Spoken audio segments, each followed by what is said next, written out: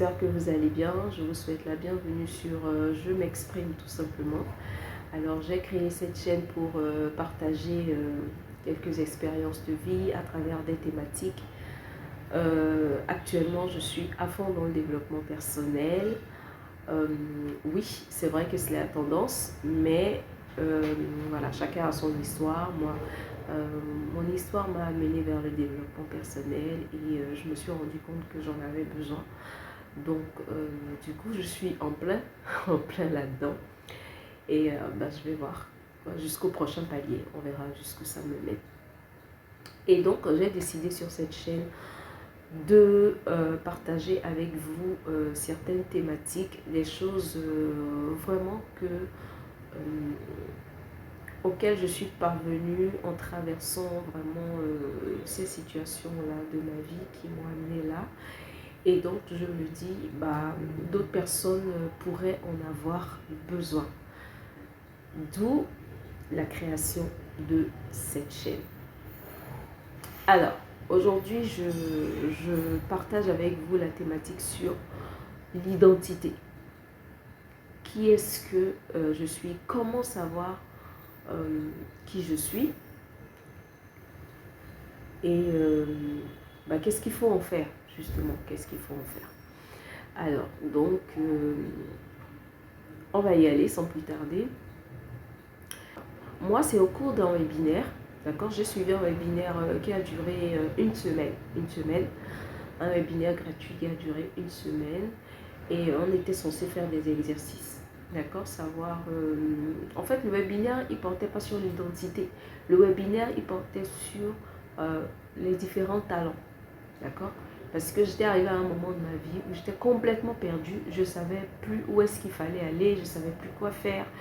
Et donc, j'ai commencé, je suis tombée par hasard sur ce webinaire gratuit-là et j'ai décidé de le suivre. Donc, il fallait demander à notre entourage, à notre famille, à nos proches, à ceux qui nous connaissent réellement, qu'est-ce qu'ils nous voient faire dans la vie, ou quand on était petit, qu'est-ce qu'ils nous voyaient faire, etc. Cela allait nous éclairer vraiment sur nos talents.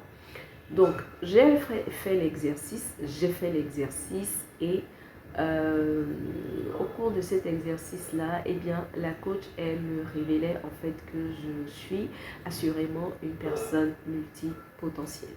Donc, j'ai commencé à demander, puisque je n'avais jamais entendu parler de cela, du coup, j'ai commencé à chercher, je me suis dit, c'est quoi ça une personne multipotentielle? Et j'ai trouvé, d'accord, au cours de mes recherches et au cours de ces recherches également, cela m'a amené justement à savoir exactement qui je suis, comment est-ce que je fonctionne. Donc, j'ai cherché comment fonctionne un multipotentiel et tout ça m'a amené vraiment, vraiment très loin.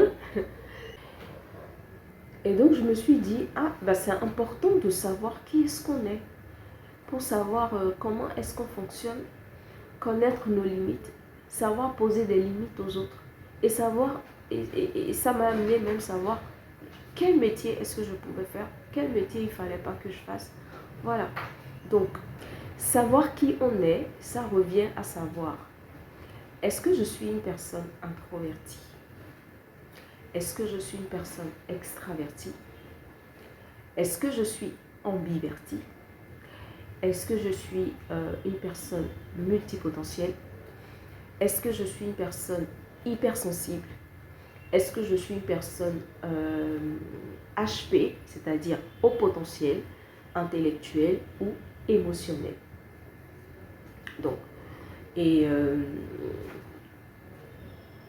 qu'est-ce que ça veut dire tout cela? D'accord. Une personne introvertie, généralement, ce sont ces personnes-là qui sont toujours dans leur coin, comme on dit.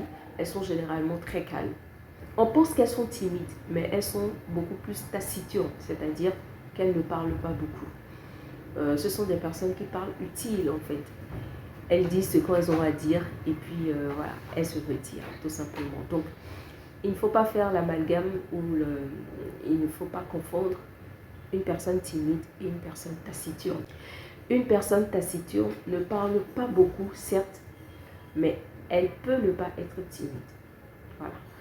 Donc, les personnes introverties, ce sont des personnes-là, par exemple, qui qui aiment travailler seules. Ce sont ces personnes-là qui aiment la solitude. Ce sont ces personnes-là qui n'aiment pas la foule. Ce sont ces personnes-là qui vont aller vers les métiers où on n'est pas obligé de rencontrer du monde. D'accord? Donc, les personnes, par contre, une personne extravertie, ça va être tout le contraire. Ça va être cette personne-là qui veut toujours se faire des amis, ça va être cette personne-là qui adore sortir, ça va être ces personnes-là qui adorent où il y a du monde, qui ne sont pas dérangées par la foule. Ça va être ces personnes-là qui n'ont aucun mal à aller vers les autres, qui n'ont aucun mal à se faire de nouveaux amis, qui n'ont aucun mal à parler avec, à nouer de nouveaux contacts. D'accord? Ce sont ces personnes-là qui sont vraiment très à l'aise en groupe. Et voilà. Donc, une personne ambivertie, ça va être une personne qui est en même temps extravertie, en même temps introvertie. C'est bizarre, n'est-ce pas? Mais oui, il existe des personnes comme ça. Il existe des personnes qui sont le juste milieu entre, pas forcément le juste milieu, mais qui sont parfois introvertis ou extravertis. Je m'explique. Il s'agit de ces personnes-là qui n'ont aucun mal avec la solitude, qui ne craignent pas la solitude, mais qui sont aussi à l'aise avec les autres, en groupe. Donc, parfois, ce sont des personnes qui ont des périodes d'introversion et des périodes des périodes où ils manifestent leur côté extraverti. C'est-à-dire quoi? Parfois, vous allez remarquer que certaines personnes, elles se retirent complètement. Elles ont beau aimer sortir, elles ont beau aimer être en groupe, elles adorent... elles n'ont aucun mal ils n'ont aucun mal à se faire des amis. Elles n'ont aucun mal à se faire des amis et tout ce qui va avec les personnes extraverties. Mais cela ne les empêche pas d'aimer la solitude. Donc, il s'agit de ces personnes-là qui, à un moment donné, vont complètement disparaître. Quand je dis disparaître, elles vont complètement arrêter de sortir, complètement arrêter de voir du monde et rester chez elles, tout simplement. Et ne pas avoir envie d'avoir de visite du tout. Et voilà, ce sont ces personnes-là, des personnes ambiverties. Donc, il y a des personnes qu'on appelle multipotentielles. Alors, aujourd'hui, c'est un peu comme si c'était la mode. Mais ce n'est pas une question de mode. C'est juste qu'aujourd'hui, on arrive justement par la grâce de Dieu à mettre des mots sur les choses qu'on vit. Donc, à savoir que le monde, il évolue, la psychologie évolue, le développement personnel aussi. Et aujourd'hui, il y a des choses qu'on ne savait pas qui existaient, mais qui aujourd'hui sont mises en lumière, afin que chacun puisse vraiment se retrouver. Donc, des personnes multipotentielles, naturellement, on va dire que ce sont des personnes qui peuvent faire plusieurs choses à la fois, qui ont plusieurs passions, si je puis m'exprimer ainsi. Mais ce n'est pas que ça. Si je me réfère aujourd'hui au conseil des coachs qui disent généralement, des coachs business, il ne faut pas avoir une seule corde, il faut avoir plusieurs cordes à son arc, c'est-à-dire avoir plusieurs activités, plusieurs sources de revenus pour ne pas se faire surprendre quand, dans les périodes où on a moins d'entrées. Donc, il ne s'agit pas uniquement d'avoir plusieurs cordes à son arc pour dire qu'on est une personne multipotentielle. Ça, c'est vraiment un sujet à part entière. Un sujet à part entière parce que il y a vraiment beaucoup de choses à dire sur ce sujet. Des personnes multipotentielles, c'est un profil vraiment à part entière. c'est un profil vraiment à part entière. Il y a les personnes aussi hypersensibles. Les personnes hypersensibles, ce sont des personnes-là qui ont la sensibilité à fleur de peau. D'accord? Un enfant, par exemple, qui pleure beaucoup. C'est-à-dire quand tu lui dis non, quand tu cries un peu, quand tu élèves un peu la voix sur lui, quand tu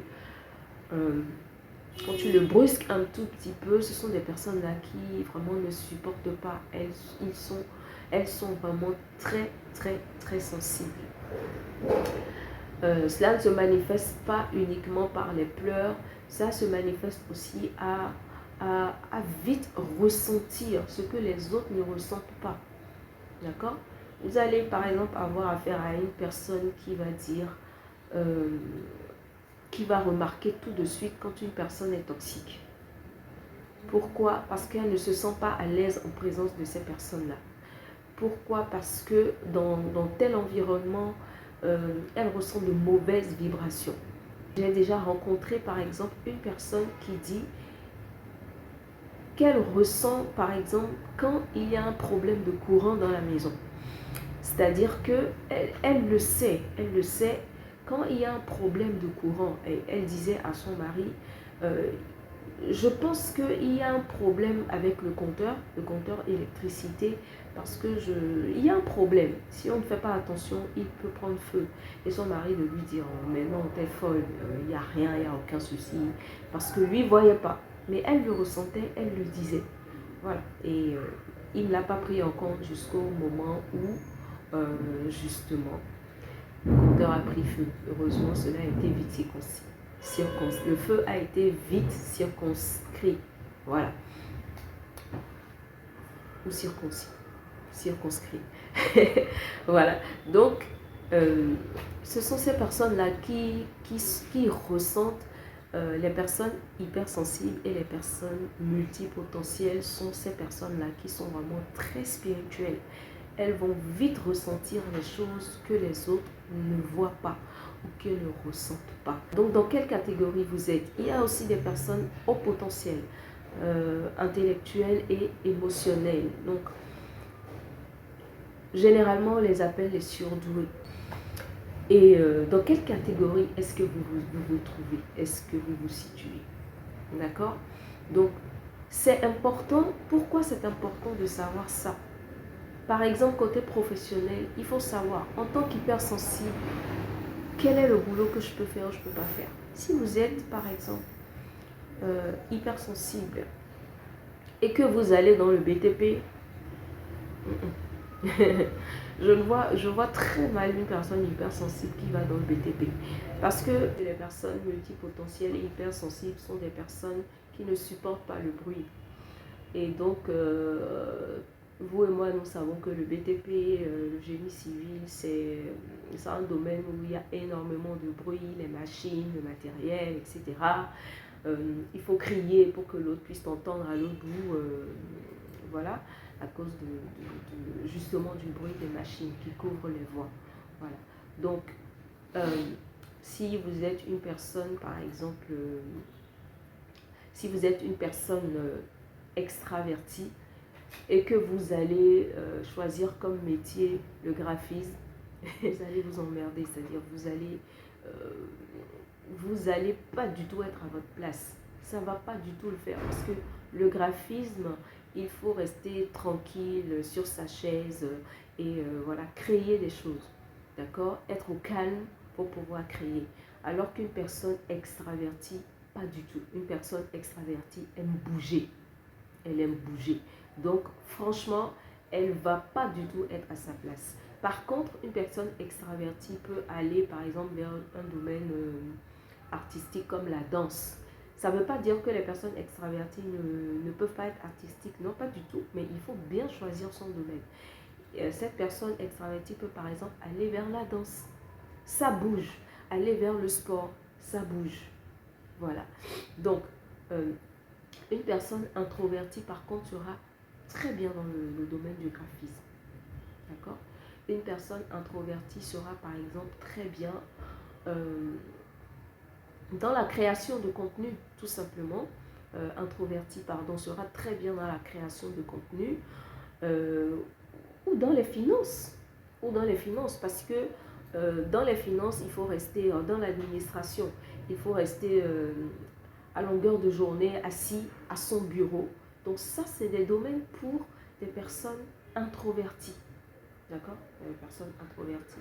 Donc quand on est extraverti et qu'on doit travailler par exemple dans l'administration, il faut préférer les postes où ça bouge, où il faut se lever, sortir, aller voir les clients, voilà tout simplement. Donc c'est très important de savoir qui est-ce qu'on est, quel profil est-ce qu'on a, d'accord? Quel profil est-ce qu'on a pour choisir son métier, choisir son métier.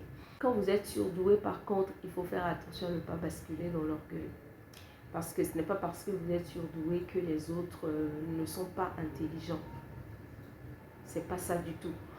C'est juste que vous avez un potentiel, un QI, un quotient émotionnel beaucoup plus élevé, un quotient intellectuel beaucoup plus élevé que les autres. C'est un peu comme l'hypersensible qui a une sensibilité à fleur de peau parce qu'il a une sensibilité plus que normale en fait, plus que normale, très élevée. Donc voilà, c'est un peu ça. Donc c'est très important de savoir qui on est. Dans le domaine spirituel, dans le domaine de la foi aussi, c'est très important de savoir qui est-ce qu'on est pour ne pas se laisser aller à tout vent de doctrine. D'accord? Si vous êtes chrétien, c'est vraiment très important de recadrer tout. Il ne faut pas se laisser aller à tout vent de doctrine. C'est quand on ne sait pas qui on est en Christ que n'importe qui viendra vous dire n'importe quoi et vous allez adhérer. Donc, la Bible même déclare que, Jésus même a déclaré dans la parole que ce n'est pas tous ceux qui disent Jésus, Jésus qui hériteront du royaume des cieux. Donc, c'est à vous d'être ancré dans la parole, de lire la parole de Dieu tous les jours. Tous les jours, tous les jours. Vous-même, de demander au Saint-Esprit de vous révéler la parole de Dieu, ce que la parole de Dieu veut dire. Et ainsi, vous aurez vraiment un background solide, d'accord? Un background spirituel vraiment très solide qui va faire que n'importe qui ne va pas venir vous dire n'importe quoi pour que vous acceptiez, d'accord? Donc, c'est très important de savoir qui est-ce qu'on est en Christ, qui est-ce qu'on est. Il faut connaître ses privilèges, il faut connaître ses droits, il faut connaître aussi ses devoirs, il faut connaître les interdictions. Parce que dans tout système, il y a des interdictions, il y a des droits, il y a des avantages, il y a des devoirs. Voilà, il y a des droits et des devoirs et des interdictions. Donc, il faut connaître tout cela et savoir qui je suis en Christ et savoir que je ne dois pas me laisser à tout vent de doctrine et voilà, à tout vent de doctrine. Et donc voilà, c'est pour tout cela que j'ai tenu à faire cette vidéo aujourd'hui. J'espère vraiment qu'elle vous aura édifié. Je l'espère de tout cœur parce que moi, franchement, de savoir qui j'étais, de retrouver, de me reconnecter avec mon identité en Christ, de reconnecter avec mon identité, enfin mon profil, d'accord, psychologique, ça m'a vraiment beaucoup aidé à me canaliser. Ça m'a aidé à canaliser mes enfants aussi. Ça m'a aidé à mieux les comprendre. Ça m'a aidé à savoir mieux les éduquer, mieux les gérer, mieux comprendre leur humeur, mieux comprendre leur comportement, leur caractère. Franchement, c'est vraiment... c'est quelque chose de vraiment très bien qui va vous permettre d'avancer dans la vie, qui va vous permettre de faire de meilleurs choix. Voilà. Cela va vous permettre de faire les meilleurs choix, les choix qui sont adaptés à votre profil. Voilà, c'est à cela que sert de connaître son profil psychologique et de reconnecter avec son profil en Christ. Voilà, donc ce sera tout pour cette vidéo. J'espère que cela vous aura édifié. Si c'est le cas, dites-le moi en commentaire, je me ferai un plaisir de vous lire. Partagez également vous, votre expérience. Est-ce qu'aujourd'hui vous savez qui vous êtes, dans quelle catégorie est-ce que vous vous trouvez, etc. Voilà, ça me fera vraiment très plaisir. Et s'il y a peut-être un domaine dans lequel où vous voulez en savoir plus, bah, vous pouvez également me le notifier en commentaire et je verrai voir. Je verrai si voilà, je fais une vidéo là-dessus, histoire de mieux vous édifier et peut-être aussi pour moi aussi d'apprendre quelque chose de nouveau. Voilà. Merci d'avoir été là et on se dit à bientôt.